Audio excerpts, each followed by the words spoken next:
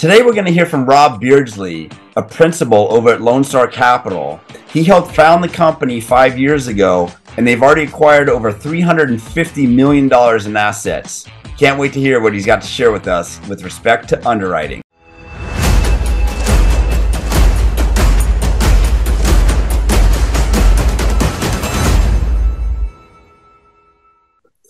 All right, well, I'm super excited to bring Rob on the show today. He's one of the principals over at LoneStarCapital and has a ton of experience in acquisitions and underwriting, and thought we'd bring him on the show to share us what he knows. Thanks for coming on, Rob. Yep, happy to be here. Cool. So you are kind of the underwriting king. Literally wrote the book on structuring and raising debt and equity for real estate. I think you wrote another book, The Definitive Guide to Underwriting Multifamily Investments. I haven't read that one yet, but definitely looking forward to getting into it. So why don't we start off? Maybe you could give us some background on you and Lone Star and how you got into it and what you guys are doing today. Sure. Yeah. So my business partner and I, we started LoneStarCapital 5 years ago to focus on owning and operating Texas workforce housing. We're here based in New York, but we focus exclusively on, as I said, Texas workforce housing. So we are predominantly focused on Dallas and Houston, and we've acquired over $350 million in assets over the last 5 years now. And we also, a couple of years ago, brought operations in-house and vertically integrated our property management and construction management arms as well. And we've scaled with friends and family. We're doing syndications. We've also partnered with some family offices and private equity firms as we've grown our base of investors. Cool. And so like 5 years ago, when you were deciding to get into this, I think you had started out in computer science, guys, so we're both techie backgrounds. But what led you to Texas? Did you have a broader idea of what you were looking at and you narrowed in on Texas, or did you always want to be in Texas in terms of investments? Well, when we started out, when my business partner and I met, we were independently looking at Texas multifamily. And we kind of started trading notes and talking deals together. The reason why we were both looking at Texas is because we shared the same mentor who owned a lot of multifamily in Texas. So we felt that it was a natural place for us to put our focuses. And it's turned out to be absolutely true. Our thesis back then was Texas is a landlord-friendly state with very high population growth and job growth. And we also like the fact that there is a lot of inventory. There's a lot of garden-style multifamily assets all across Texas, which makes it a good environment to constantly be looking at new deals, because not only is there a lot of product in Texas, there's also a lot of trading. People don't buy and hold their assets for 20 years in Texas. That's not the culture. People are most often actually selling in 3 to 5 years. Gotcha. Okay, cool. And what about your passion for underwriting? Where did that come from? Because it's kind of unique. A lot of people, they try to shy away from it or they try to outsource it, but you like really dive into it and become an expert in the space. Where did that passion come from? Well, I've always been a numbers person, and that's just what I gravitate towards. Always enjoy spreadsheets. So when I first began in the multifamily business, I wanted to understand the business and understand what was I getting into, what am I investing in. And in my eyes, the best way to understand it was through the numbers. So that's where I put my focus into just becoming an expert as far as understanding the numbers, underwriting deals, building models, and so on. So that's kind of where the passion started. And as I got more into it, just was something that I really enjoyed doing, and found that there was a gap in the market for this sort of information. So that's the impetus for writing the first book, which is all about underwriting. That was a really good way to kind of fill a gap in the market, that there was no other book out there like that, no other real resource to kind of see exactly how a group like us is underwriting deals day in, day out to evaluate potential acquisitions. Cool. Yeah, and I know it's been super helpful for the industry on you kind of breaking it down like that. So thanks for taking a stab at it and being the one to fill that gap. There's definitely a need there. What about the first deal that you did? Was it with Lone Star Capital, or had you done a deal prior to that? No, the first deal that we were a lead sponsor on was under the Lone Star umbrella. Prior to that, my family had done some co-GPs and some passive investments, but branching out and doing our own deal, that was straight away with Lone Star. Cool. What did that deal look like? What maybe you could walk us through it a bit. It was 261 units, 1980s vintage garden style asset in kind of a C area of Houston. So it was a bit rough deal. But we were new and we didn't exactly know what we were getting into. So we were fine taking on that risk. And it was a rough business plan where you had to renovate a lot of units, deal with crime, deal with retenanting, evictions, vacancy. So that was a heavy lift. But we were definitely made some learning mistakes on that deal, but we still kind of, number one, bought at the right time, and number two, executed on the business plan, which resulted in us buying the property for 15.4 million, investing about 1.5 million in renovations, and then selling for I think around 22 million. So it was in the end a very successful deal that we held for about 3.5 years. Cool. Well, you definitely didn't start small, did you? Over 200 No, unit property. no, no. That's We cool. didn't know we didn't know, so we just had the naivete to just dive in. Yeah. And your partner's Jeff, is that right? Kent. Oh, Kent, sorry. And what was his role or background? What did he bring to the table? So he, uh, prior to forming Lone Star, was a senior tax counsel at MetLife. So he worked uh, on the tax side of things for private equity transactions at MetLife. And yeah, I mean, he didn't necessarily bring that much multifamily experience to the table. Got it. Okay. Was there any point in that process? You sound like it was a rough first start. Was there any point in that process where you kind of like second guessing, like, wow, do we really want to get into this type of asset class or this type of business? Or did you always know that was really what you wanted to do? I don't know. I don't think we necessarily second guessed the asset class or the business. I think what happened was we just dramatically underestimated the difficulty of raising capital. I think that's true for everyone. I mean, I'm always seeing new people to the business talk about raising $1 million, and everyone thinks that raising $1 million is easier than it really is. They have these ideas, they have these connections. They think it's if they have a good deal, people are just going to want to invest. But the reality is, it's really, really, really hard to convince someone to take money from their bank account and give it to you, right? It's a huge risk. It's a huge form of trust, and it's really hard. And that difficulty is compounded by the fact that it's your first time. If it's your first raise, you're really struggling from a experience perspective, track record perspective, reputation and relationship with that investor, right? So your first $1 million raise or your first raise in general is just so tough. And that's something that we super underestimated because we fell into the trap or the myth that if you find a good deal, the money will come. So my business partner and I, we were passionate about the real estate. We were passionate about the numbers. Neither of us at the time were passionate about building investor relationships, right? We felt that that was just an afterthought that we could solve by just having a good deal, right? And we came to find that that was absolutely not true, and we had to work really, really hard to overcome those challenges. Wow. Yeah. And so how much did you have to raise on that first deal and how long did it take? 4.5 million, and I think it took us, I don't know, 6 months. Oh, wow. So a little backfilling, or was it just a really long escrow? Both. I mean, we had to beg the seller for extension after extension. They were very difficult to deal with.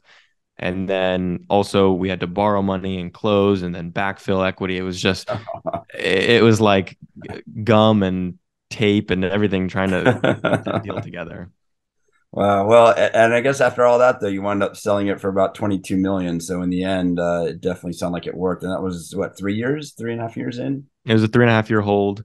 Yeah, no, it was a great learning experience and a great outcome. We were very fortunate to have, in the end, it all work out.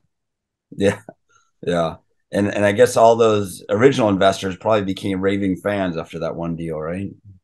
yeah, I mean, they had to, they were along for the ride for the mistakes, for the wins and everything. And I think that it's actually really interesting. You would think that difficult times may turn off investors, and maybe it does turn off some, but it gives you as a sponsor the opportunity to shine, right? If everything goes well, then there's no adversity to overcome and kind of show your character or show your hard work. But when there's difficult things going on, whether it be in an escrow or in a deal, that's where you can really show your character and build a lot of trust with investors, because the reality of deals are they never perform exactly how you underwrite them, and there's always going to be problems that pop up. And a lot of deals look similar, a lot of sponsors look similar. So it often comes down to your communication skills and how you handle adversity as differentiating factors as a sponsor.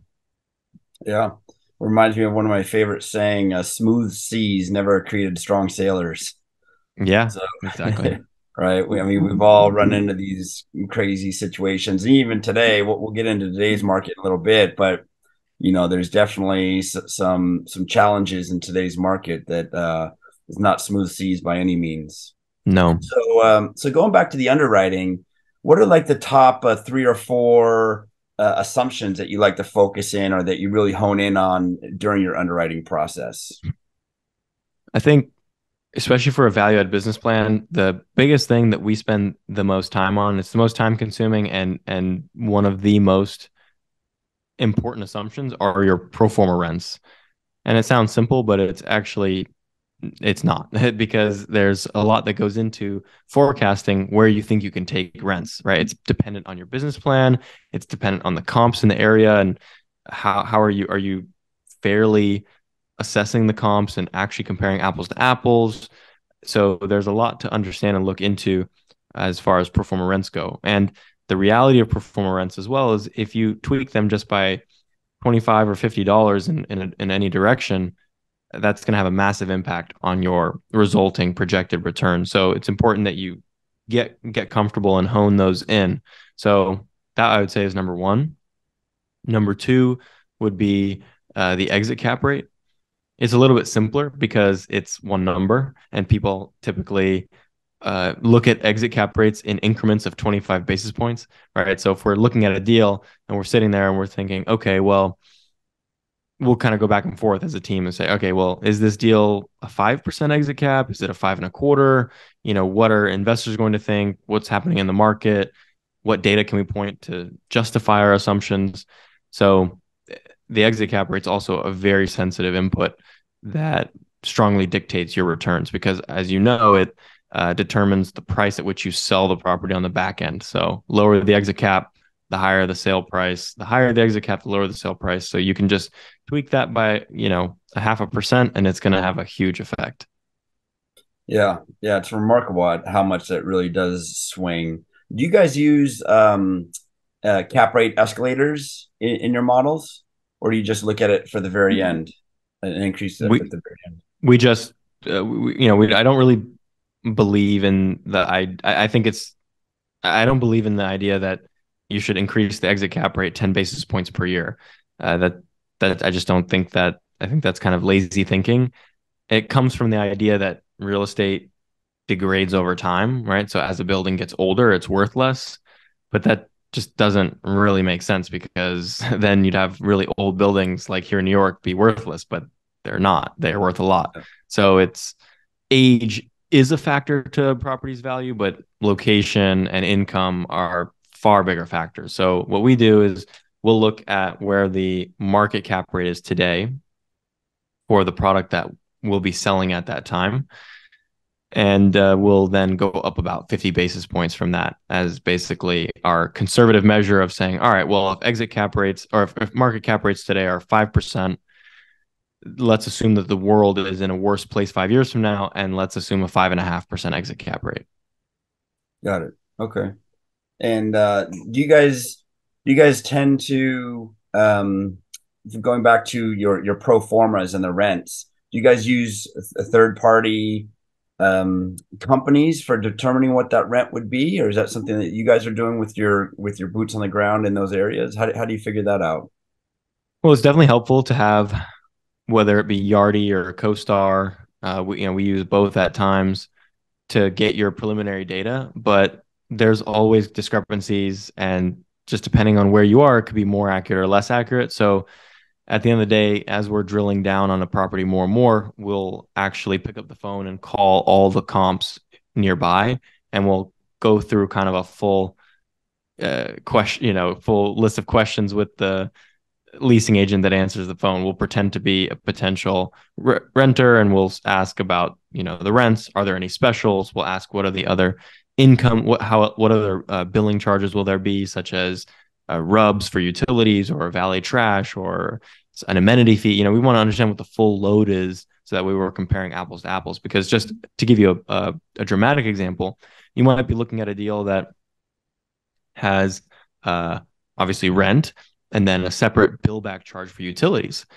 And then you might be looking at a comparable property down the street that is an all bills paid property. So there's no separate charge for utilities. And those rents are most likely going to be higher because it's just all bundled into one charge for rent, right? And you might get excited and go, oh my gosh, the deal down the street has so much higher rents. We can raise our rents, right? But you're missing the fact that your property is billing back separately for utilities and the other property isn't, right? So you need to make sure that that the comparison is apples to apples. Yeah, for sure. That'd make a big difference. So we probably have a lot of passive investors that'll be watching this show as well. Is there any tips or key points in the underwriting that you think passive investors should be paying attention to? Yeah. So from a passive investor's perspective, right, you don't have the time, and you most likely don't have the time nor the expertise to do a full-blown underwriting, right? And that's also not the point of passive investing, because the point of passive investing is to be passive, right?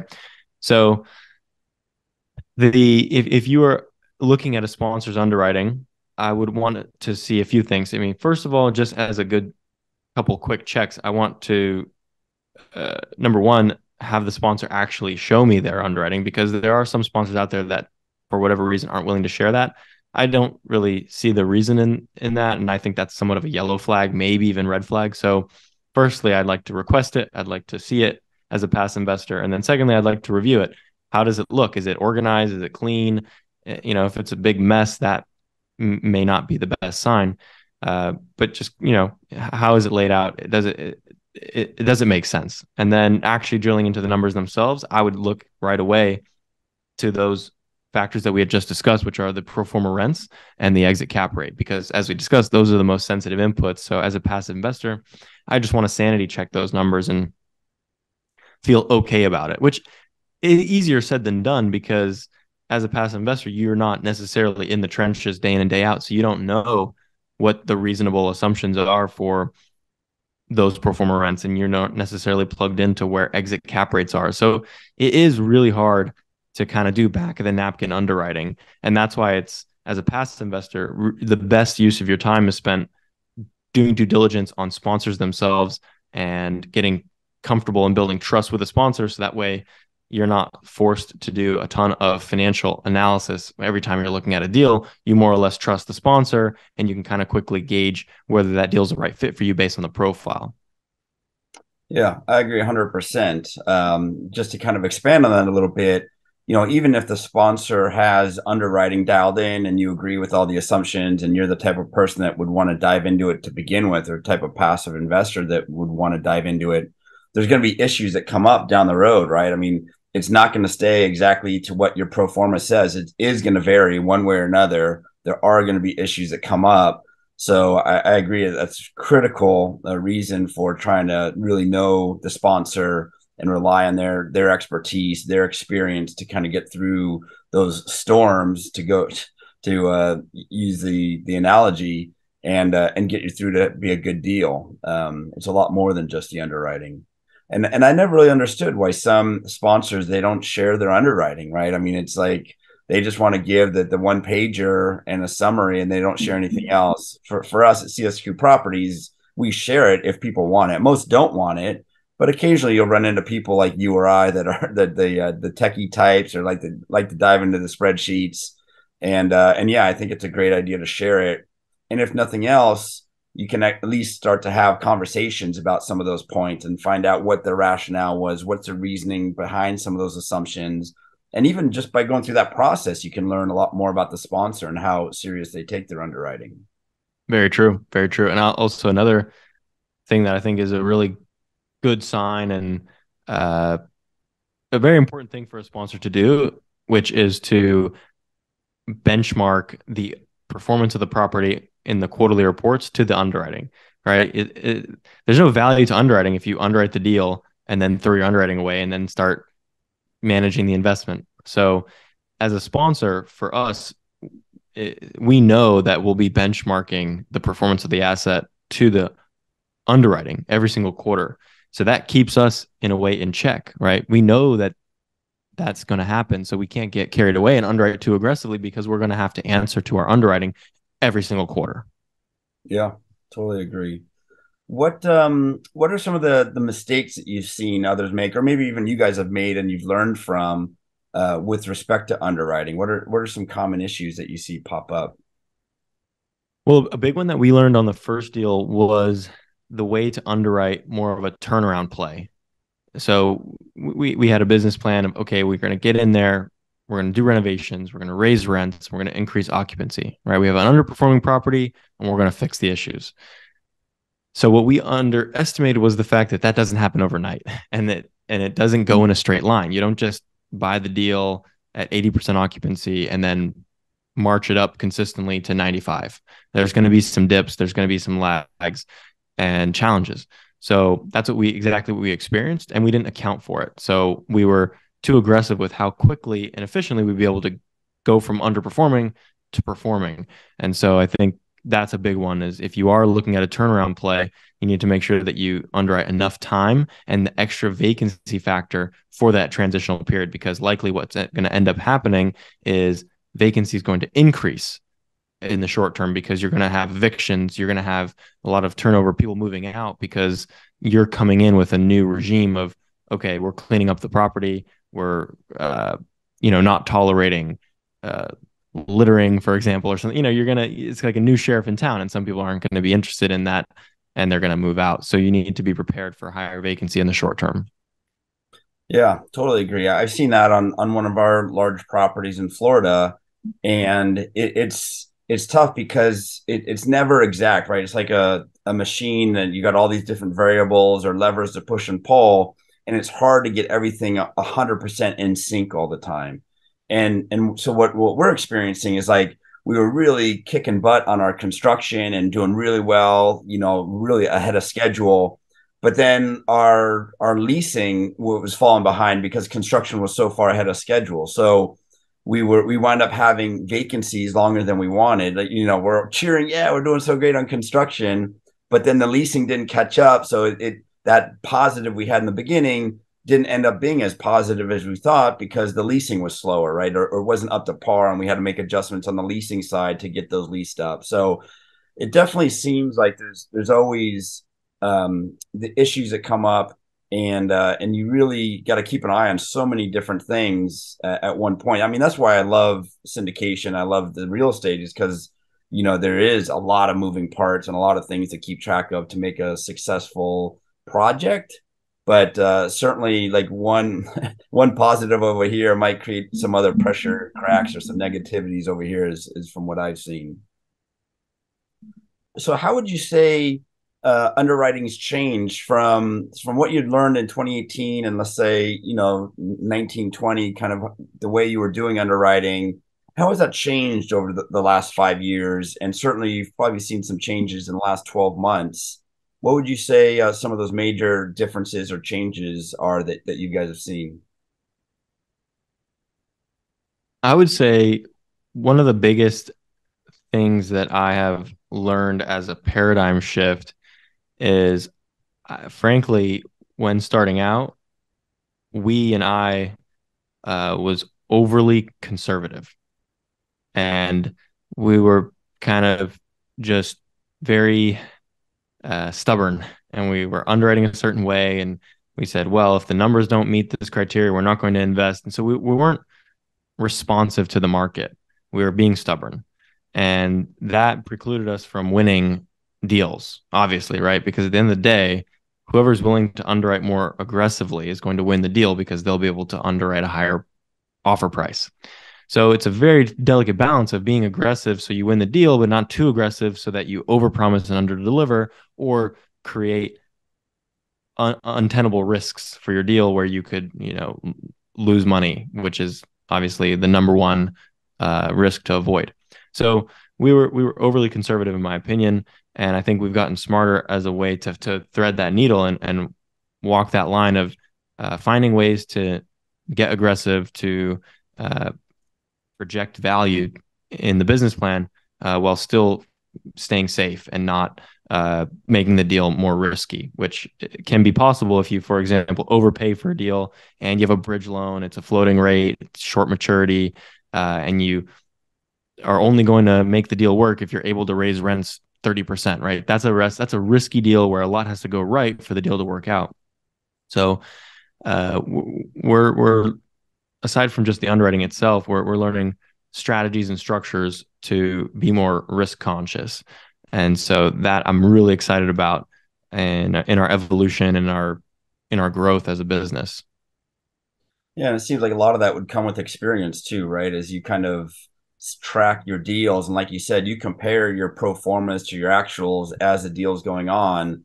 And I imagine through that process that you could get a lot of experience to find out where some of those conservative assumptions wind up being too conservative by the time you get several examples of something happening that you wouldn't have expected or is more positive than you would have thought, right? Right, exactly. I mean, it's always better to learn from others' mistakes, but it's tough to, sometimes you need to go through your own mistakes or your own learning lessons to really have it solidified in your brain. So fortunately we have been, I'd say, mostly able to learn from others' mistakes or be pretty wise, but still, like I kind of discussed from our first deal, we definitely have had our situations where we've had good learning lessons.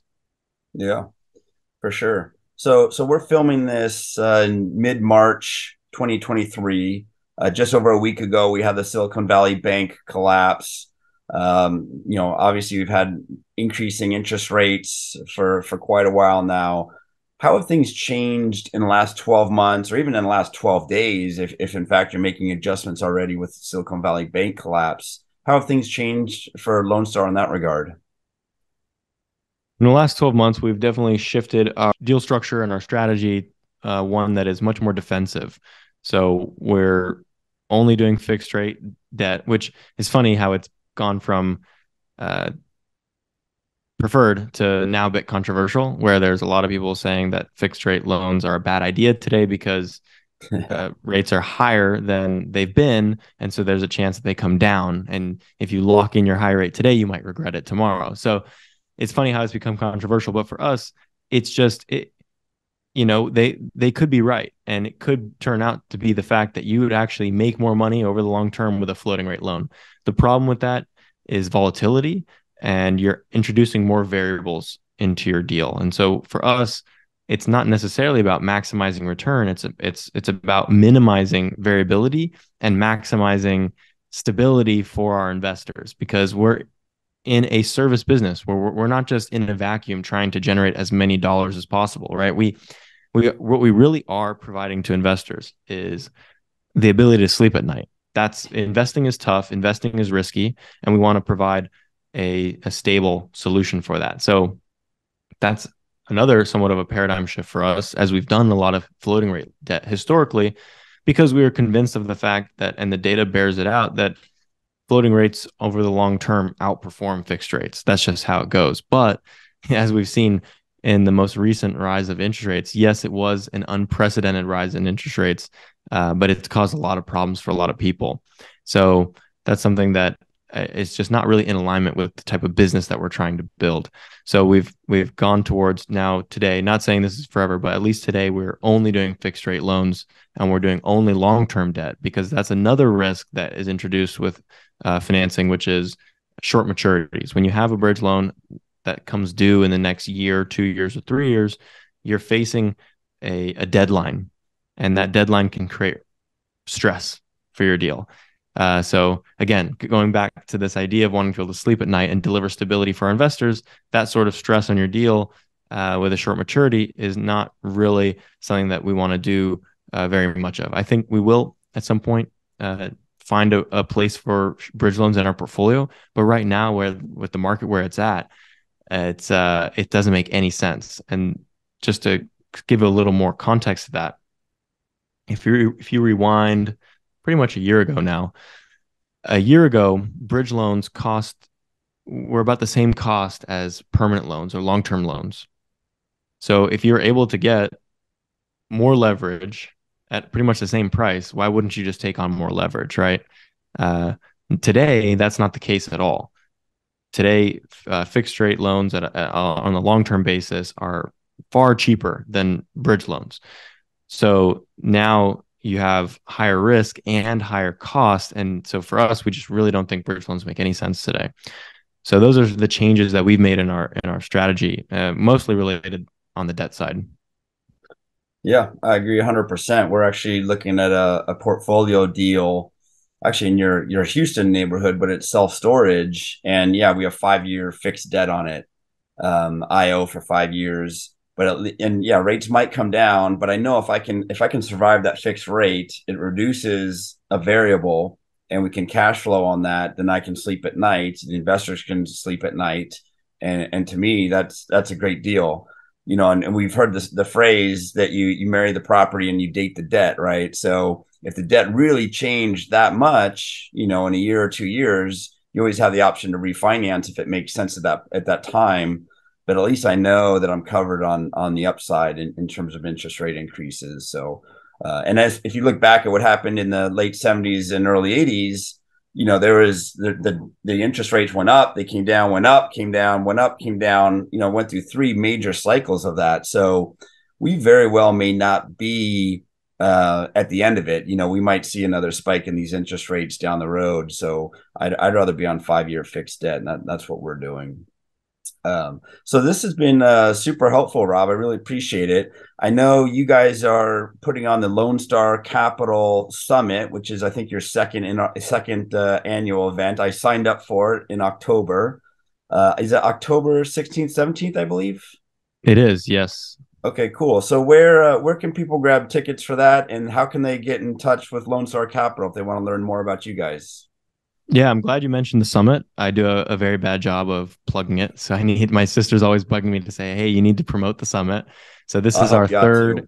annual summit.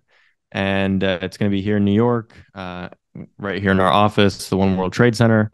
And you can find out more information on lscsummit.com.